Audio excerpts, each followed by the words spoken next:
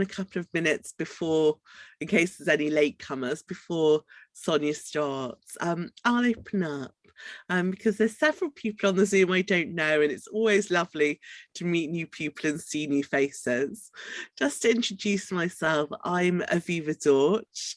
I'm the Executive Director of Jewish Renaissance magazine.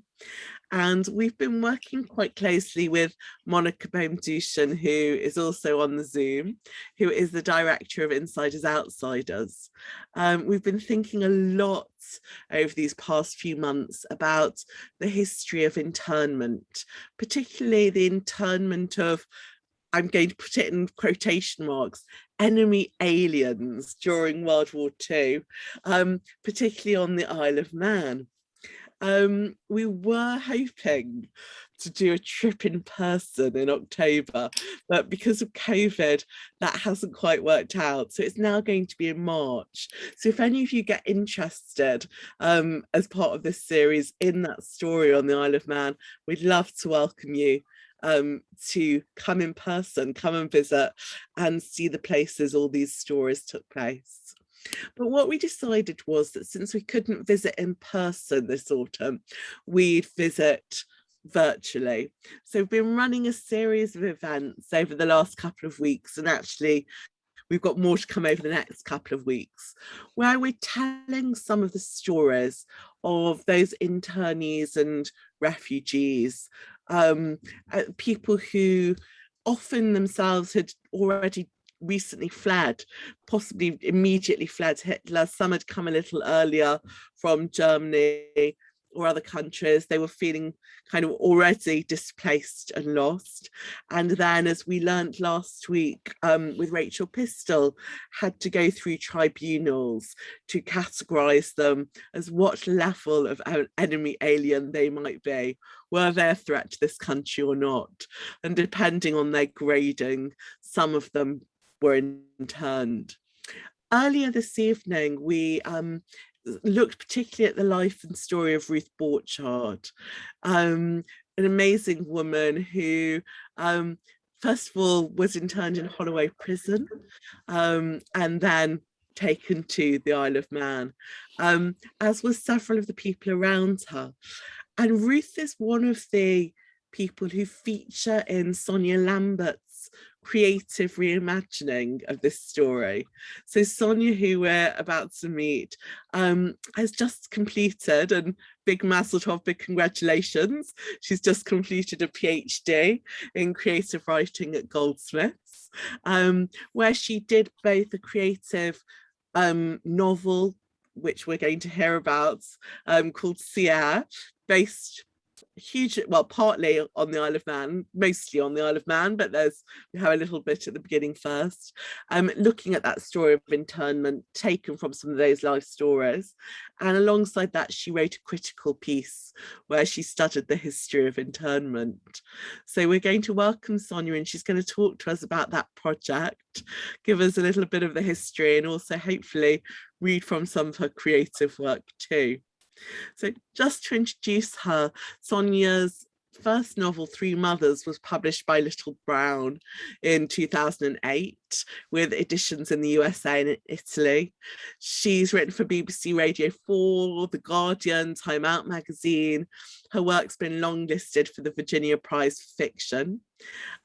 She's done quite a lot of workshop and writing teaching at institutions including schools, bookshops, University of the Arts in London and the Imperial War Museum.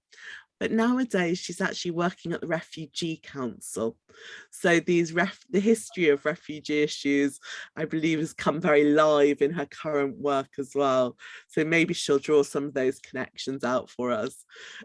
It's a real pleasure to have you here with us, Sonia. So I'm going to pass over to you. Welcome.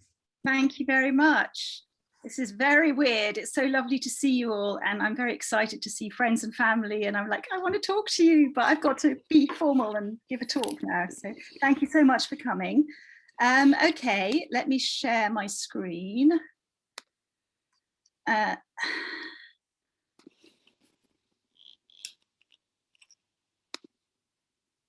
Okay. So I haven't done one of these before, so please bear with me. I've done a bit of teaching on Zoom, but it's quite different to give a talk. I thought that first of all, I'd give you a little bit of background into the sort of more the history of internment and some of the amazing books I've been reading by people who are interned. And then after that, there'll be a little bit of time for questions, and then I'm going to read a little bit from my novel. So thank you so much for joining me. As Aviva said, I've been writing a novel which was part of my PhD about internment in the Second World War. And I was really fascinated by the stories of internees who were writing about their experience. So I'd like to share some of these stories with you today. So what was internment? Well, we'll start with a little bit of background for those of you who don't know. Some of you may know quite a lot about this already. But when the war broke out, the normal figure given is about 74 to 75,000 Austrians and Germans were in Britain. They became known as enemy aliens, but obviously the huge majority, as you would expect, were refugees from Nazi Germany. Few were people who just happened to be here as well, but the huge majority were refugees. So once war was declared, these people were called to appear before tribunals, and they were graded A, B, or C, according to the perceived threat that they posed to Britain. So even from the start, the system was very confused and inconsistent. So different magistrates would interpret the rules differently, and they weren't, I think there was some pressure that people had to be interned because, you know, everyone had to be careful of spies. So the accounts I've been reading suggest to me that even at the beginning of the war, many of those interned were very clearly refugees who were at no threat, no risk at all to national security. So it was a very bad policy to start with, and it got worse. There we go. So in late 1939 and early 1940, there was a campaign in the press to intern more people. And it's kind of interesting because similar newspapers were heading this campaign, as you hear, speaking against refugees today. So particularly the Daily Mail and the Daily Express. So there's a little article here: is Britain being too gentle with enemy aliens and thus possibly giving Nazi spies and would-be saboteurs easy chances? The Daily Mail said, enemy aliens should be interned if there is the slightest doubt, and asked if Nazi spies are successfully masquerading as refugees. So by May 1940, the war was going very badly for Britain. And after the fall of Holland, everybody was worrying about a fifth column of hidden German sympathizers. So there was a sort of panic-driven measure, and over 30,000 enemy aliens were interned over the summer of 1940. The majority were Jewish refugees. There were also some political refugees who were communists. Obviously, many of them were both Jewish and communist. And in time, they were joined by Italians, some of whom had lived in Britain for a long time already. So the internment camps were filling up, and the British authorities had the rather disastrous idea of deporting thousands of internees to Canada and Australia on 5 different ships. 800 of them were drowned when one of the ships, the Arandora Star, was torpedoed. So forgive me if you know all this already, but I just using it as in case you don't. So I personally got interested in this topic when I heard a story about a sort of buried treasure, which is known sometimes as the Hackney Hoard. This was a jar of gold coins, which was dug up in a garden in Stoke Newington in northeast London in 2007.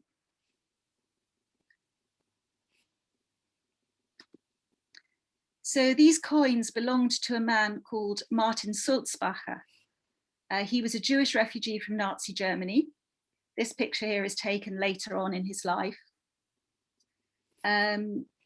He was a banker from Frankfurt, and he helped many Jewish families to get money out of Germany in the 1930s.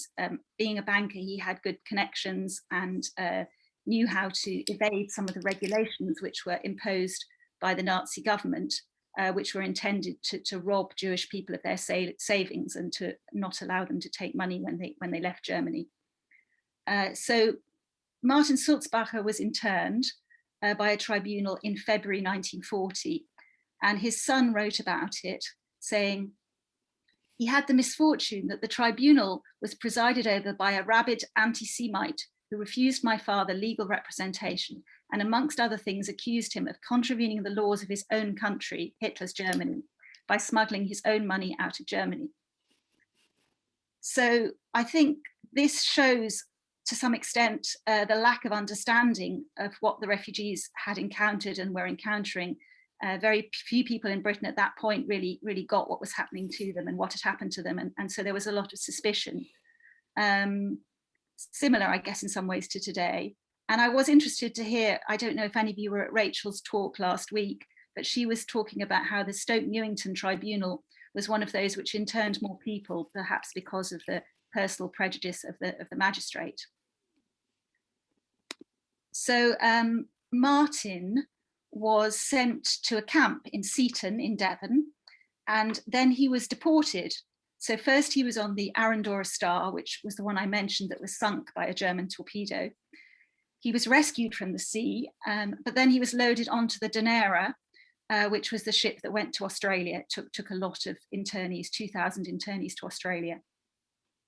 While he was interned, he left the gold coins, which were his family's savings, in a safety deposit box in a London bank. So I came across this story and I thought it was really extraordinary and kind of really surprising to me as well. So I thought I knew a bit about refugees and the war. My grandmother was a refugee to this country in 1938. But I think, like many people, sort of vaguely assumed that Jewish refugees were welcomed when they came here before the war.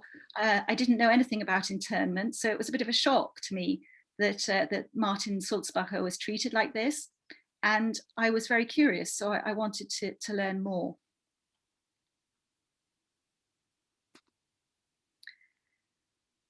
So I started to read some of the stories about internment.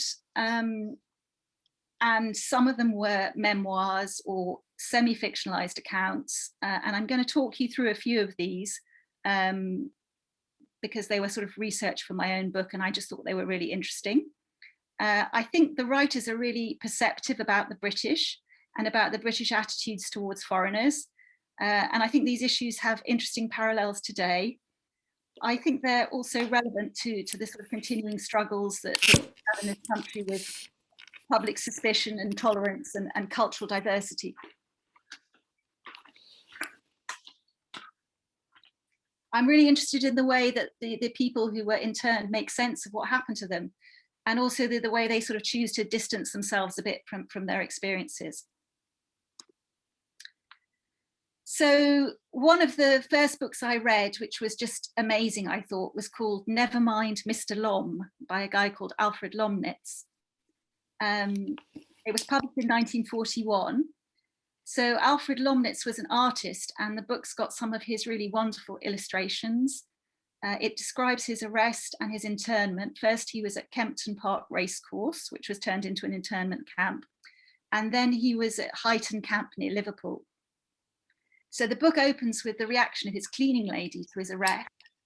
"Never mind, Mr. Lom," said his loyal char with fatuous sympathy on that perfect blue-skied June morning when two detectives asked him to pack a few necessary belongings in a suitcase, as small a suitcase as possible, and follow them.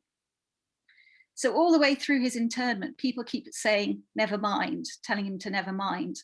And at first this seems really callous and inadequate and kind of annoying, but people keep telling him to never mind about being locked up. But as the story goes on, he begins to see a kind of kindness in this. So after he's released towards the end of the book, he's stranded at a railway station overnight and a railway guard asks where he's come from. So he's a bit worried about saying that he's an internee and he's been just released from a camp, but he's forced to tell the guard. And then the guard says to him, "Well, never mind, I hope they didn't treat you too badly there," the man says, and makes him a cup of tea, the drink that soothes all troubles in this odd, friendly country. A cup of tea is the essence of never-mindishness. So I think it's quite nice. Lomnitz describes the effects of internment really well, and his visual descriptions are so striking. You can really see the camps he's in through his words and through his pictures. So here's a picture of Huyton camp. Men walked about in agitated knots of 2 or 3, running their confused heads against this wall of personal suffering. He also describes the anguish of the men who've been told they're going to be sent abroad to Canada or Australia. Men were running around aimlessly, their faces twisted with distress. And he says after they'd gone, the whole camp lay quiet, prostrate as after a dangerous operation. So it's a weird camp. I don't know, some of you might have heard about it. It was a half-finished housing estate, which they just took over and made into an internment camp. So pretty strange. This is a painting from the Ben Uri collection, which is just simply called Suburban Scene, but we think it's of Huyton camp as well. I think he made it while he was there. So Lomnitz writes about himself in the third person, and mostly refers to himself simply as Lom. He's got this kind of philosophy which helps him survive the frustrations of internment, which is an emphasis on accepting what life throws at you. It reminds me a bit of Buddhism or something like that. There's something about it that feels rather strained. It's almost a refusal to feel things. One reviewer remarked in October of 1941, surely it's because someone did mind that the author himself was released. But I guess it's quite a common sort of coping mechanism, isn't it? Lomnitz tells us about readjusting to freedom as well. He's kind of amused by the response of his English friends. Quote, he had been segregated, microscopically examined and released. He was safe as pasteurized milk. He was, and there is no higher testimonial in England, he was all right. So the next book that I was going to just mention quickly is by someone called Ava, well, her real name is Ava Meyerhoff and her pen name was Livia Laurent. This was published in 1942. She writes in this really simple, immediate, almost childlike way, a bit like Lomnitz. And she doesn't say very much about the circumstances of her life before or after internment. In her first chapter, which is called I Am Dangerous, she describes arriving at Holloway Prison. It's got a kind of indignant humour. So a search of her handbag reveals an Elizabeth Arden Primula lipstick and a small Dunhill lighter. And she just thinks it's really strange they're searching her. She describes the community in Holloway Prison. It's a really great description of the refugee women who are bizarrely transplanted from Vienna and Berlin into the British prison system, and also the British fascists who are being held in another wing. So she sees them at church with their fox furs and their handbags and their white gloves, and it's kind of very surreal. The women are locked up during a bombing raid, and they look out of their cell windows and they see London burning in the Blitz. And it's terrifying for them, of course, to be locked up in an air raid. So she carries on when her main character is moved to the Isle of Man, and has a very intense relationship with a young woman called Gabriella. It's never really spelt out, but it feels a bit like a love affair. And Gabriella says in one conversation that not everything needs to be named, but it has quite a romantic mood. So there's arguments and feuds, rumours sweep the camp, and the women wait for release. And I think Laurent makes this wonderful companion on this very strange adventure.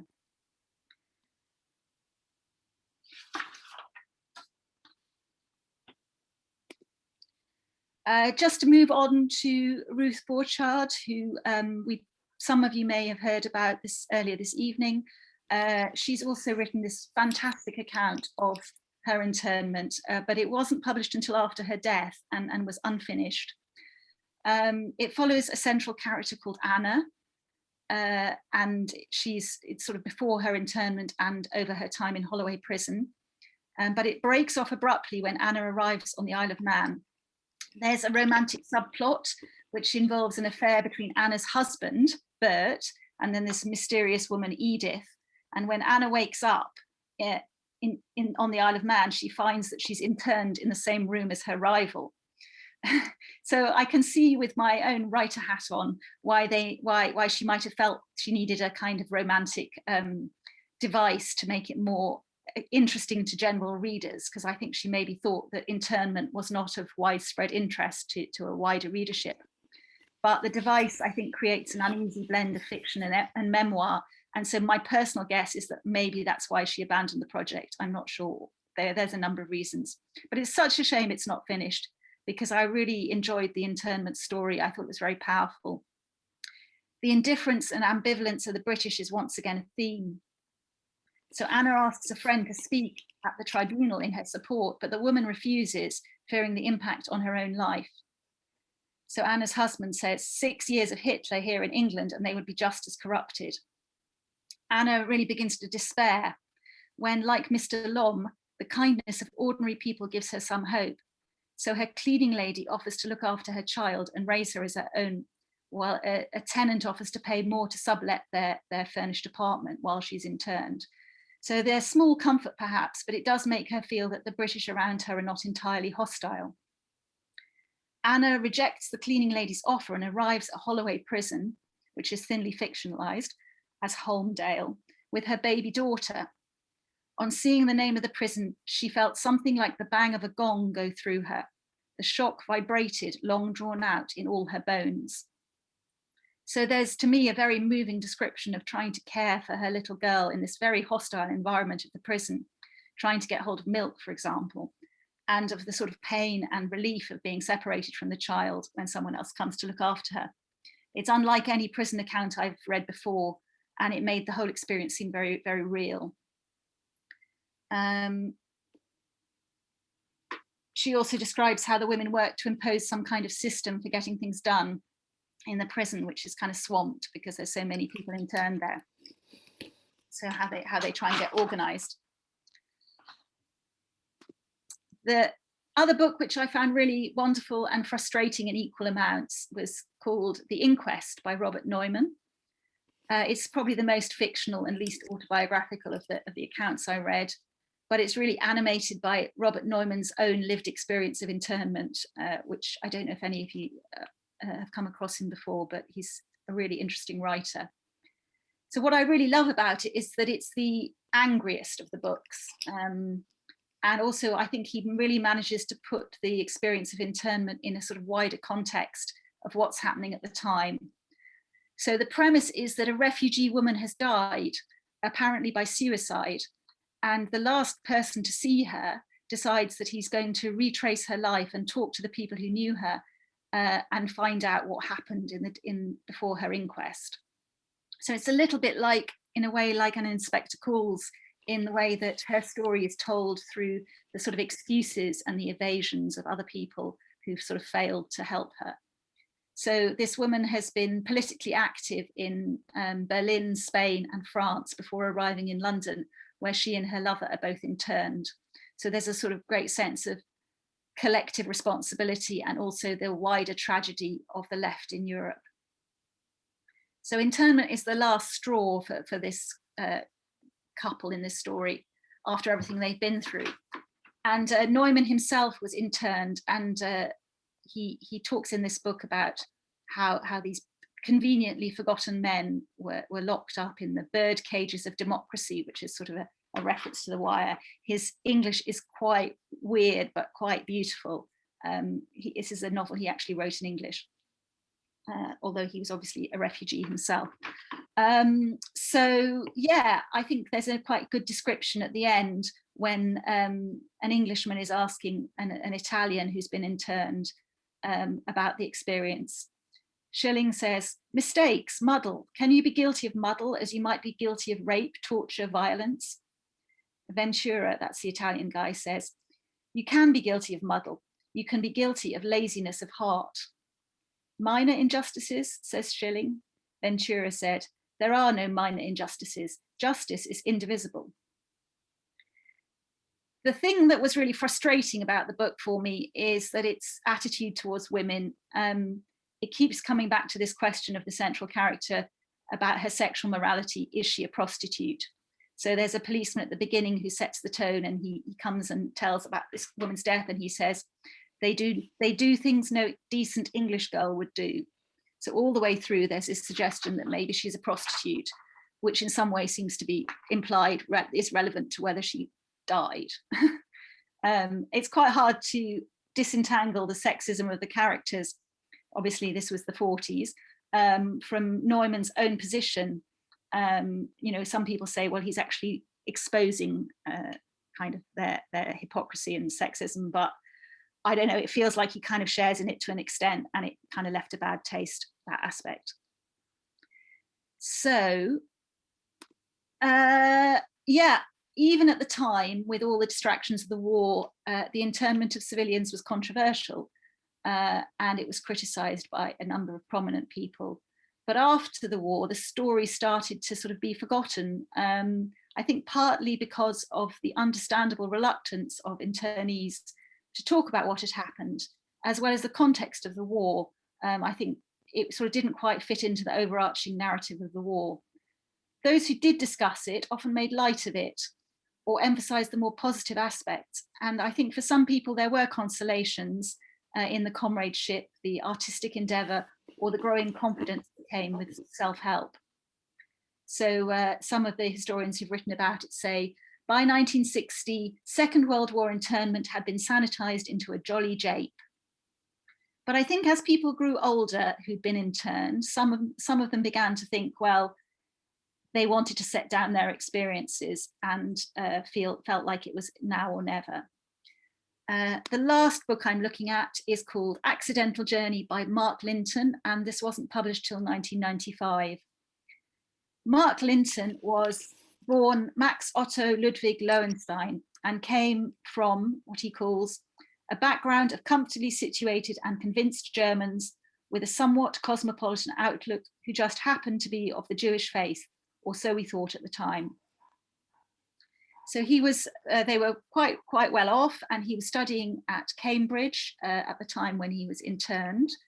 As in fact, Cambridge, many people from Cambridge were interned because I think it was felt to be an area that was close to the coast and a risky area to allow German speakers to be free. So he was also sent to Huyton and then to the Isle of Man, and then he was deported on a ship called the Ettrick, which was going to Canada. Conditions on the ship were really terrible. There were 4 toilets for hundreds of men. So he and the rest of the Cambridge gang, they called themselves, took on the challenge of organising the toilets. It all, quote, it all became a blur of manhandling sick people, of vomit, excrement, cleaning out toilet bowls, sleeping like the dead, and then starting all over again. So when they disembark in Canada, they get their own special round of applause. Everybody shouts, "Let's hear it for the lavatory gang." In Canada, they were received as prisoners of war and had to protest, as the internees so often did, that they weren't prisoners of war. But they were treated reasonably well. The only thing was they had to build their own camp. And obviously the winter was very cold. In January 1941, he discovers that he'd been officially released in June 1940, before the voyage to Canada had even begun. But the War Office couldn't find him, and so nobody freed him or told him that he was supposed to be free. He's a great, he's very ironic and funny, but I guess his relentless irony sometimes also feels a bit like a defense against emotion. So like Lomnitz, who's got this kind of Zen-like acceptance, Linton uses his cynicism to deflect despair at the awfulness of the war and of his situation. I also read a review of this book, and I think this showed me some of the difficulties that internees had in telling their stories. There was a bad-tempered review in the Daily Telegraph, which accuses Linton of, quote, Anglophobia, admiration of the Germans, suspect assertions and false claims, and even goes so far as to suggest he secretly wanted the Germans to win the war, which is quite bizarre, really, considering he's Jewish. Anyway, so this is a nice bag made by some of the internee women. There's lots of history books as well. If you're interested, I can recommend some.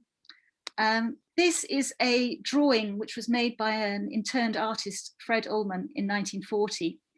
It's part of a series which he dedicates to this newborn child that he's not yet met because he's been interned. For me, this picture gives a powerful impression of how Ullmann and many of the other internees must have been feeling. The Nazis seem to be winning the war. The world they know lies in ruins. Brutality and desolation are all he can see ahead for his child, and he can't even contribute to the fight. Ullmann, like many of the internees, suffered from depression. There was a psychiatric hospital on the Isle of Man, which saw a huge increase in patient numbers and several attempted suicides. So the writers I've talked about are all anti-Nazi and they all have Jewish heritage, and they were all held by the British in 1940. I think you can probably tell that reading their stories, I became very fond of them. I guess there's a sad feeling of the world moving on as most of this generation have now left us. And I guess this was exacerbated. My grandmother died over this period, and I felt this sort of feeling of losing a certain amount of access to this period of history. Most of the writers were very active in organising and supporting other internees. So Lomnitz was a hut father who spoke for the others in his house. So they chose the name hut father deliberately, he says, to avoid using the German word for leader, Führer, because of its Nazi connotations. Ruth Borchard did a lot of this kind of work too. And Mark Lynton, as I've explained, was a member of the so-called Cambridge gang, which took control wherever they ended up and started organising people. But despite these sort of valiant efforts at self-help, I think you see the barbed wire coming back as a sort of refrain in all the works, in the visual art as well as the writing. It's a sort of personal insult and a symbol of their powerlessness. As Lomnitz writes, you saw everything through this crazy veil of barbed wire. So I think their accounts are really a moving and inspiring description of the effects of incarceration and the human ability to adapt to and transcend traumatic circumstances. But I also think for me, they have a much less comfortable message for us today. So History Today, I read an interesting article by a guy called Colin Holmes. He says, one of the most widely promoted myths in British history relates to the nation's toleration of its ethnic and racial minorities. The internment episode is one of a number of developments which deflate that celebratory myth. It's complicated because the internees themselves often seem remarkably forgiving. Quote, most of us did not bear the slightest grudge then, nor oddly enough, ever afterwards, writes Mark Lynton. There was a war on after all, and also they were very grateful to Britain for taking them in. So most of the writers did go on to build lives for themselves in Britain, and they were very fond, if sometimes gently critical, of their adoptive country.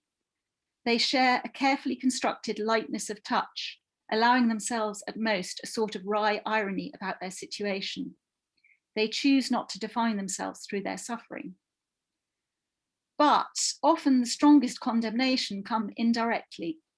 So Lomnitz describes a priest with rage in his fanatic eyes who breaks out, it's a stain on England's conscience. I can't be witness to such shameful treatment of human beings. And Livia Laurent and Ruth Borchard are both at their most passionate on behalf of other internees. Neumann as well, and I think he's the most obviously angry and unforgiving about it. I think they're conflicted by an awareness that people don't want to listen to self-pity. Like many first-generation migrants, they've made determined efforts to put the past behind them. However, I get the impression that many of the internees paid a heavy emotional price for their survival. They are Holocaust survivors as well, so when discussing their responses and the mechanisms they adopt, it's often very difficult to separate the influences. Of course, refugees are continuing to flee and take desperate risks to reach these shores. And I'm afraid, to me, there are some alarming parallels. Obviously, it was a very different time, but the new legislation that Parliament's looking at now, the Nationality and Borders Bill, is a really cruel and pointless attack on the basic rights of refugees, which is undermining the principle of asylum. So once again, there are camps for recent refugees in Kent, where the conditions sound pretty much as grim and inadequate as these internment camps I've been reading about. And people fleeing war and oppression are being locked up again by the British. So once again, hostility and suspicion seem to be winning, and there's talk of offshore processing and turning boats back by force. Whole groups of people are dehumanized in a shameful attempt to win newspaper readers or votes. So I think this episode should warn us of what can happen when press and politicians exploit and enable racism and prejudice. As well as the heroic and uplifting stories of the war, we should also remember that we once had state-endorsed persecution and internment camps here in Britain. So what happened to the gold coins? I told you about the gold coins at the beginning, hopefully you remember, and Martin Sulzbacher. So he was interned and he was sent around, one of the ones sent around the world, ending up in Australia. He went to Australia on the Dunera. So his wife and children were interned on the Isle of Man. While he was gone, his brother and parents took the coins out of the bank, and like everyone else, they were very afraid of a German invasion. So they thought that Germany would invade Britain, and probably one of the first things that would happen would be that they would confiscate Jewish property, because that was what was happening everywhere else in Europe, in the Netherlands, for example. So they took the coins out of the bank and they buried them in the back garden in Stoke Newington. It's a sad story because their house was tragically hit by a bomb during the Blitz, and so the family who weren't interned were all killed. When Martin Sulzbacher was in Australia, he received news of this tragedy of their death. Eventually, he was allowed to return to Britain and was reunited with his wife and children on the Isle of Man.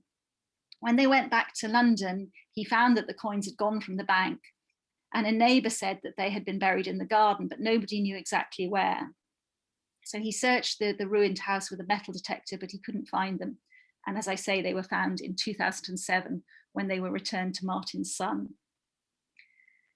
So my novel, which you could call maybe a documentary novel, it's a kind of soup made from all these stories we've talked about today, and lots of other unpublished autobiographical accounts.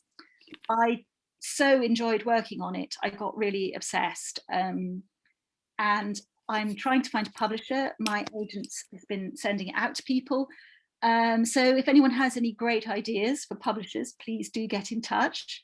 I think it's going to be quite a small scale thing. So if you are interested in getting a copy, please do email me and I can let you know the details as and when.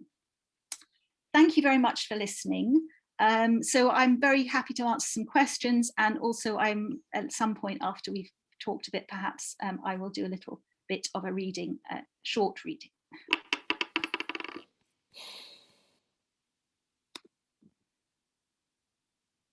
Fantastic, thank you so much. That was absolutely fascinating. And I'm sure there's lots of things that people are gonna want to ask you. One of the things I was interested in, because you sent us the manuscript, so I've not been able to read the whole thing, but I have had a little glimpse. And again, in what you said, like there's a lot of emphasis in these internees being anti-fascist, but that sometimes they are being rubbing up against or being put with people who are decidedly fascist. Mm-hmm. And I just wondered if you'd tell us maybe a little bit more about that and what you discovered and about some of those tensions. Yeah, that's obviously the sort of weird irony of it, because particularly at the beginning when they were interning people right at the start, there wasn't such pressure to intern large numbers of people, so they were interning what they called category A, which was people they thought were the most at risk and most risky people. So those were very often communists, because they believed that communists were dangerous, and also people who were not Jewish, who were German, who happened to be either on a boat that was captured or came to, well, boats that were merchant ships that were not soldiers, but they happened to come to Britain or be captured. So there were some sailors in the original early camp that I write about, and some of them were Germans, just ordinary Germans, but some of them happened to be quite pro-Nazi, because obviously a lot of Germans were then. So there was lots of tension in this first camp between the German Nazi sympathizers and the communists. And I think Rachel talked about it a little bit, Seaton in Devon, she talked about it last week. The way they organized the camp was they had 2 rows of chalets. It was a holiday camp, and the one row of chalets was the anti-fascists, and the other row was the expression they used was loyal to the Reich. So the people who and in fact the people who were loyal to the Reich, who were just Germans, often got better support in some ways, because the Red Cross gave them parcels and they had sort of a certain rights, whereas the sort of the Jewish refugees were sort of falling between like various, like no one wanted them. It was very hard. So yeah, it's an interesting thing, and I think there were tensions in the women's camp as well, which I think casual anti-Semitism obviously was huge, and there are lots of stories of some of the German, the sort of pro-Nazi Germans sort of persecuting the Jewish members of the camp as well, trying to get, where the numbers were imbalanced, it was a kind of numbers game where they weren't separated. There are stories of them being sort of forced to clean the toilets and be kind of put into being abused, and sometimes there were little skirmishes and attacks as well. So it was quite a tense situation for some of them. But then in some, I think later on, the number of Jewish refugees far outnumbered so I think there was sort of different power balance later on in the war. But yeah, it's weird. Weird. I mean, fascinating to think about how much the people who were interning them understood or didn't understand about this mix of people that they were putting together, and the tensions that itself created, let alone the kind of physical deprivation.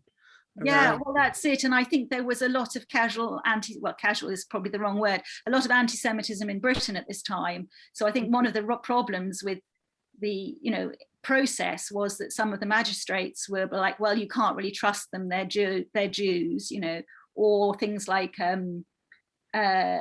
well, maybe there's a reason that they were being persecuted. You heard people say awful things like that, or maybe they actually deserved it because they were, I'm sure you've heard the sort of things people would say then. So yeah, that I think was one of the problems. And I think, you do see that nowadays as well, when refugees come here and people don't really understand, with Afghanistan, people suddenly begin to understand a little bit why they're fleeing, and many other countries people have no clue, and so they just sort of make up stories for themselves about why they are all coming here. They're coming here because they want something from us, rather than that they're genuinely escaping. So I think people find that idea that people are genuinely escaping quite hard and painful to take on, and often resist it. Absolutely. Well, I'm sure other people in the room have got lots of questions as well. And what I'm going to suggest we do is this, because you've taken this real history, but also you transformed it. I mean, that's what creative fiction is. So there's this amazing history behind it, but also your characters, Hilda and Ludwig, your main characters are their own people as well. So would you like to read us maybe a little bit of your novel, which will give time for people maybe to either put comments and questions in the chat, or think if there are things they want to ask you, and then we'll take some questions after that? Sure, thank you.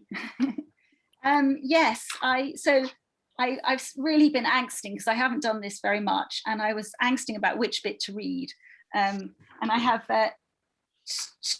I've sort of subjected my kids to it, and they're really the worst audience, but I've got two problems with reading my own work, and I will confess these to start with, although I'm hoping that it's going to go okay. But my problem number one is I cry incredibly easily, and it's really embarrassing, because especially if you cry at your own work, it's sort of like weird.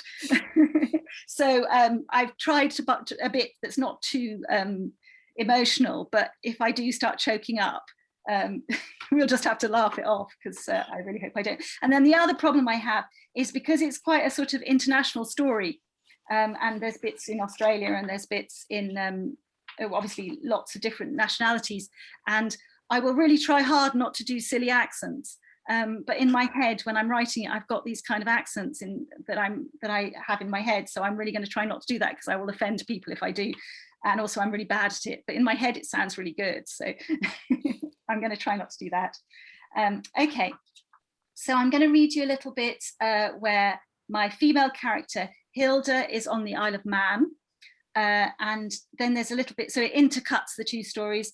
And then I'm going to read a little bit where her husband Ludwig, he's on the Danera, which is the ship I was talking about, which arrives in Australia. So he's just arriving in Australia.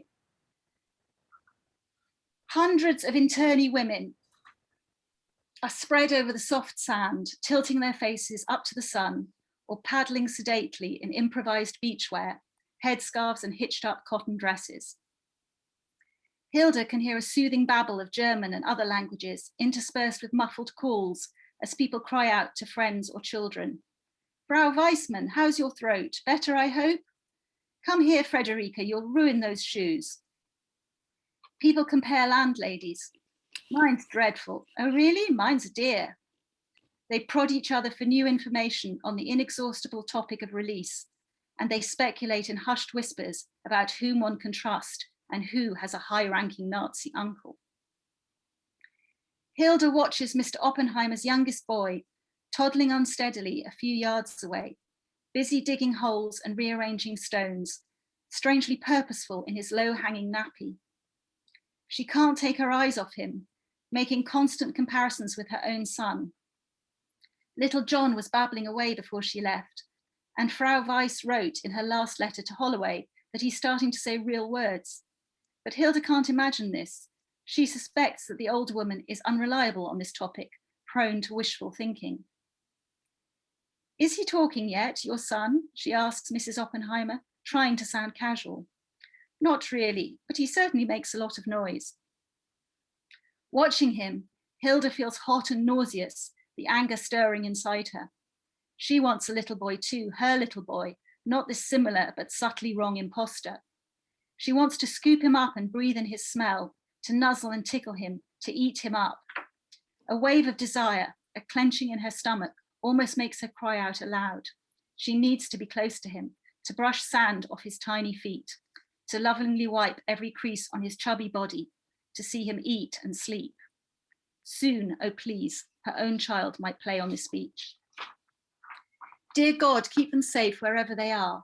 This is the prayer she clutches like the handkerchief in her pocket at all hours of the day and night.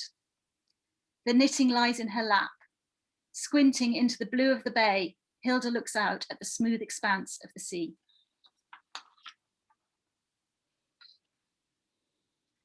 Fritz Kraus is called out to speak with an officer and comes back with news. They are landing in Melbourne the next morning. All those in their hold are to disembark. They must fill out new alien registration cards. A guard hands them a fountain pen as they queue up to sign, one by one. That's my pen, Heinz jumps visibly as his turn comes. My pen, can't you see? It has my initials on it. No, it isn't, says the guard blankly, slipping the pen back into his pocket. Heinz chokes with a helpless fury, and Felix puts a hand on his arm to restrain him. There's nothing Heinz can do but let out an indignant wail. Ludwig tries to calm him down. Ludwig can't sleep that night. As the others begin to stir, he takes a last look around the mess room where they suffered so many long hours crammed together. The wooden floor which they splattered with their food and their vomit, the long tables and benches, the dim electric lights. He feels that a part of him will remain forever in this place. They are all allowed up on deck, crowded along the sides as they come into the bay, shivering in the morning chill. They are awed by a sense of occasion. Two tugboats pull them towards a pier. On the quay far below, they can see a train waiting for them and a group of Australian soldiers or diggers. They look so funny with their wide-brimmed slouch hats, green uniform and red-brown boots, so different from the Tommies they're used to. There are some photographers and journalists from the local press. The steep descent down metal steps gives him a moment of giddiness. Ludwig wears his army rags with cut-off trousers. The waist fitted him reasonably well when they embarked, but now they're held up by a piece of string. He carries 3 items of clothing, tied up in a blanket, his only piece of luggage, and feels ashamed of how strange he looks. He feels like a new species of subhuman. It's wonderful to feel the solid earth beneath his feet. He's so used to the movement of the ship that the ground itself seems to sway. The Australians are well prepared, Ludwig is escorted to the train by 2 soldiers, one in front with a revolver and one behind with a rifle. But at least there's none of the pushing or shouting they're used to. They make thumbs up signs and wave to the other internees, tiny figures up on deck. From the train, they look up at the huge ship that has been their world for so long. Not a bad old crate, really, from the outside, Otto says, almost fondly. Ludwig feels a rush of emotion. He has survived. 55 days of misery. It's only now that they are off that he begins to admit to himself what an ordeal it has been. I'm on dry land, he tells Hilda in his head, and perhaps there will be more to eat now. I think I'll leave it there.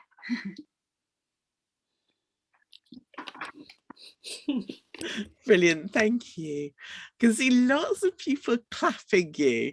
So some people might have questions, some might just want to have comments or praise. Just say hello if you like. Say hello, shall we? Yeah, say hello. It's really nice to see you. Thank you so much for coming. Oh, and I ought to say maybe that Mona's here, and her father was on the Danera. So I mean, I don't know who else, other people too may have interned relatives, but thank you for coming, Mona.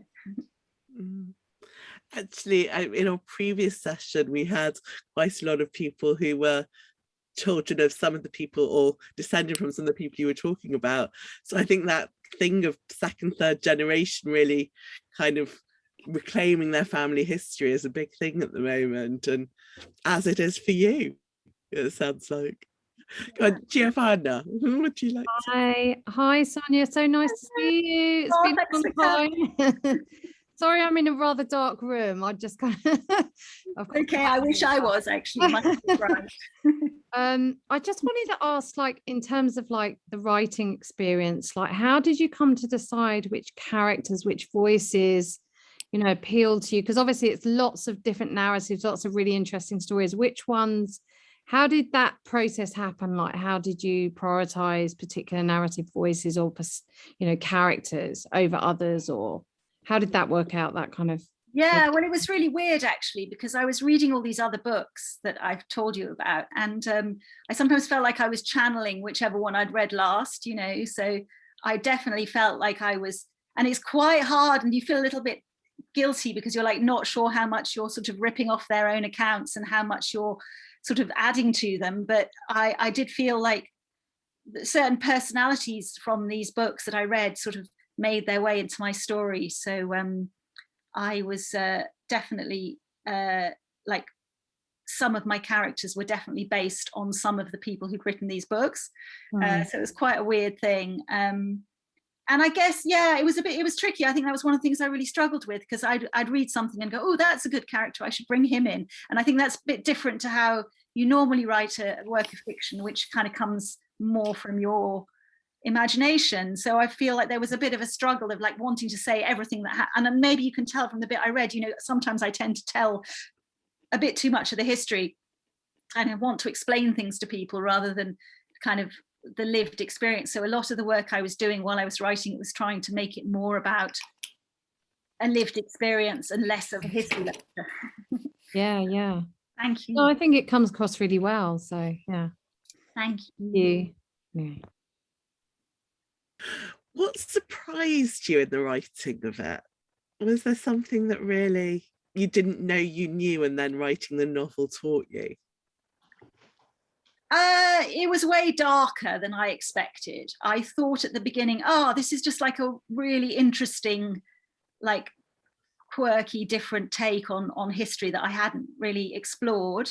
And then obviously as I dug down into it, I was like, oh my God, this is, you know, it was really way more about the Holocaust than I anticipated.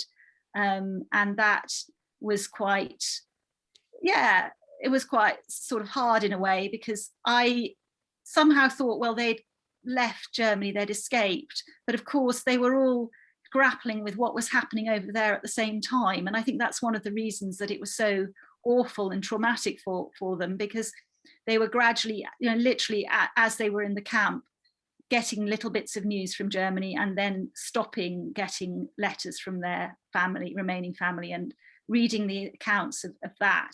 And I guess also having to think back to before the Holocaust was widely known about as well was a very it's so much part, the war is so much part of our landscape now. And I think sort of trying to think back to before that time was quite a strange experience, because obviously people don't always understand at the time what's happening, and then looking back you go, wow, that was happening.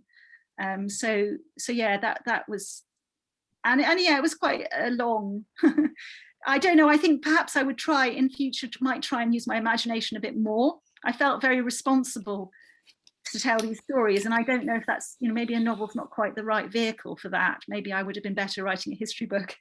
But it was an amazing experience, and I just totally loved, I mean, it was the sort of exciting part for me was slightly the sort of detective work, because you'd hear something in one account and then you'd see it referred to again in another, sort of join up the stories of different people. So for example, I only told you about Martin Sulzbacher, but you did get the same characters in this particular, the group of men I write about who were first on the Arandora Star and the shipwreck, and then on the Danera. So it was about, I think, 65 people. So you did hear about other people within that group, again, from different accounts, and actually going to the Isle of Man and looking at the archives there and seeing things in people's own handwriting and letters, things like that. It's very exciting. I love that kind of historical research. So that was a great experience. Fantastic. One of your friends who's too shy to speak has put a question in the chat for you. So Alison has asked, were any friendships between yes, that's a really interesting question. That's a really, really interesting question. And obviously I can't tell you for sure because I don't know all the stories, but the thing that's really interesting is how differently people describe the tensions, because some of the accounts were like, well, actually we got on all right, and other people were like, oh no, it was awful, there was this awful tension. And I guess it depends on your personal experience to some extent. So I'm thinking of Ludwig Baruch, who wrote, he was a very ardent communist, and he wrote about it saying, well, they were just ordinary working class Germans, and he wasn't particularly, bye-bye, whoever you are, Moodle. Yes, he was really interesting because he was like, his take was very communist, and I think he had a real connection with some of the working class, like the German sailors, who might have been on the surface quite pro-fascist, but actually were just sort of adapting in the way that people do to the mood of the time and hadn't really thought about it.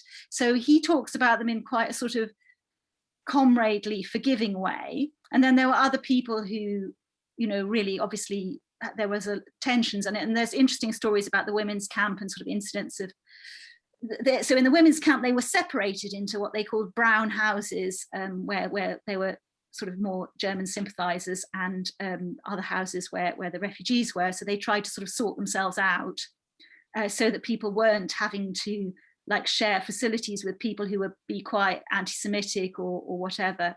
So these tensions are really interesting to me. I don't know any stories of close friendships, but the other thing that happened was, I suppose, the Germans who were not refugees tended to go back to Germany. But I mean, Professor Brinson has done some really interesting work on one of the Nazi sympathizers in the women's camp, and how she sort of led almost a campaign against the sort of Jewish inmates and internees, and never really retracted her position. So yeah, it's an interesting question. I think most of them pretty much loathed each other. Obviously you would, you'd been driven from your country, your property had been stolen, your lives were ruined. So, there's not really a good basis for friendship there. But I guess there may have been incidents. Yeah. I wonder if I could just sort of interject there. I think there's quite a straightforward, practical answer to that very interesting question. And that is that, as far as I'm aware, they weren't cheek by jowl for very long in the men's camps.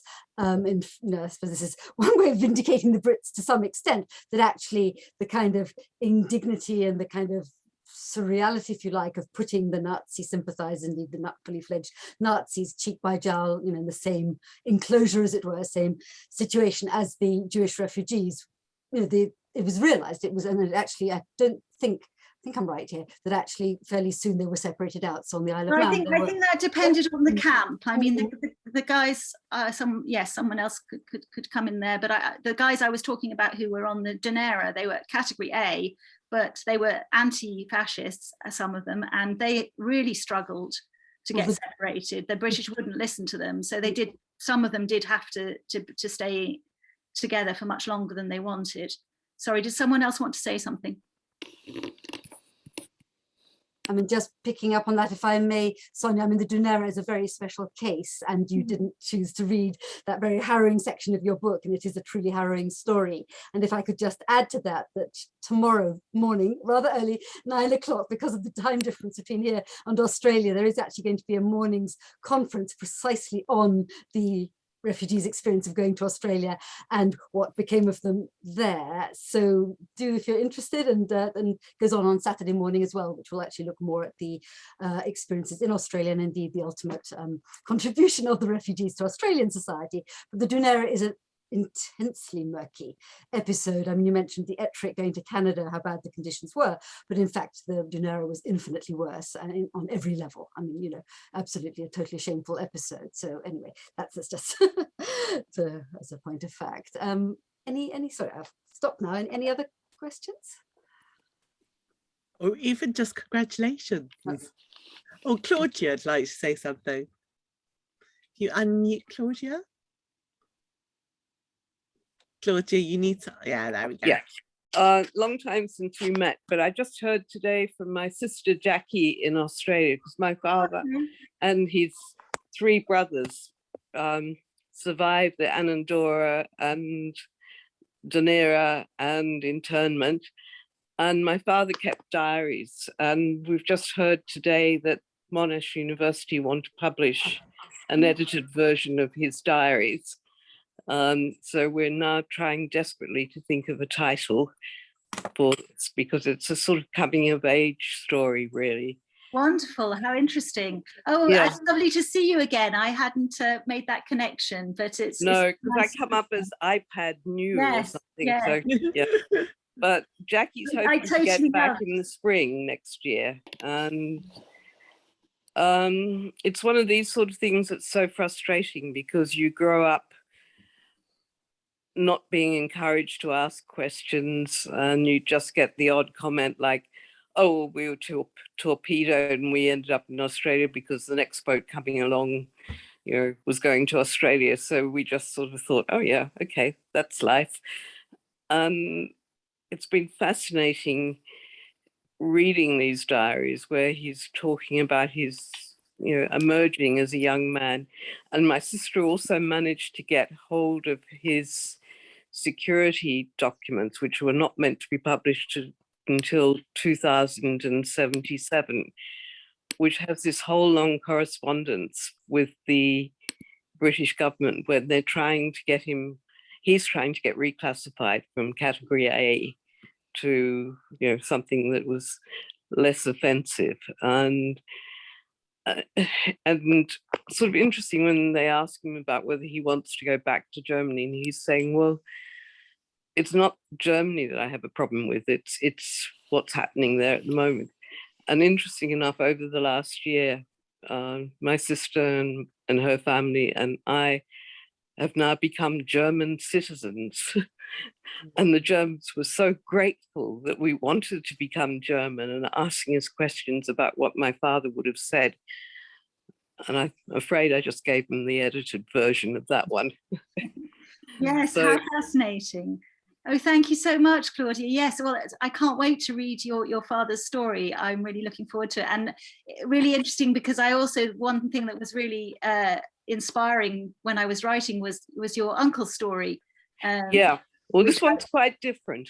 I would love to hear his brother's take on it, because they were this amazing story, these 3 brothers who were all interned, and they were half Jewish and quite blonde, I think. And I think this may may have been one of the reasons that often a lot of the category A's were sort of half Jewish, or didn't look like you would typically imagine a Jewish refugee. So I think people were sort of suspicious, and it's just this amazing story of they kept wonderful stories of the different camps, and yes, it's quite incredible. So I look forward to reading that. Interesting enough, in his record, which we got hold of, some of the British officials were saying, but he was so lovely and blonde and gorgeous looking, and it was. I've seen your uncle's photo. He looks like a movie star. Yeah, well, we're hoping to get the film rights for this, so yes, we've been trying to think who would get to play him and my mother, because he and my mother met in the internment camp, but that's another story. It's a wonderful story. Yes, no, thank you. And also kind of humbling and weird to meet people who are descended. I loved talking. I had a really interesting chats with descendants of Dunera families, and it was amazing. Yeah, well, hopefully we'll all get to meet again next year. Should. When Jackie comes back, we'll have another meal. That would be great. Lovely. Thank you for this evening. It's amazing hearing these stories come out, and thank you for opening all this up to us. And I'm sure lots of people are going to be writing to you privately, and it'll be interesting as we do the next couple of weeks of the course to hear how everything you've said ties in to all the other things happening across the Isle of Man. And as Myrna's just put in the chat, it's such an interesting presentation. So we're really grateful to you for sharing it with us.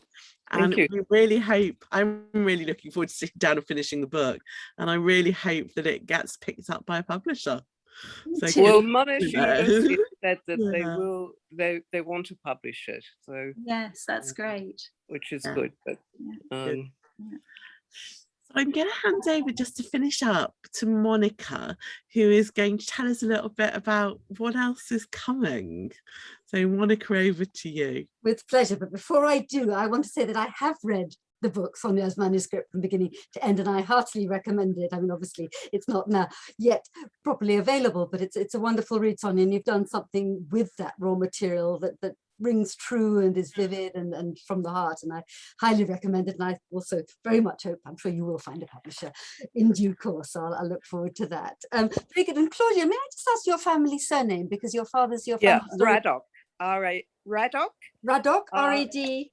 R-A-D-O-K. Okay, how interesting. It's actually Monash University, Seamus Spark of Monash, who's working with me on the conference tomorrow, just by the way. Yeah, no, lovely. I've signed up for that tomorrow. Yeah, oh, very good. Okay, good. I'll look forward to seeing you there. So many rich strands and kind of interweaving stories. Absolutely fascinating. That was wonderful, Sonia. Thank you very much, Naviva, for sharing it so ably. Let me just end by saying a few words looking forward, but also looking back, if I may. So we've been dealing, as you know, last year was in fact officially the 80th anniversary of this morally murky internment episode, and as a result, Insiders Outsiders, of which I was the founding director, organized a number of other talks. And if you go to the Insiders Outsiders YouTube channel, and there is actually now a subsection called Internment 1940, you'll see a number of talks that may indeed be of interest to at least some of you. One of them is by somebody called Nancy Greenspan about internment and the voyage to Canada, including the Ettricks. You might like to look out for that.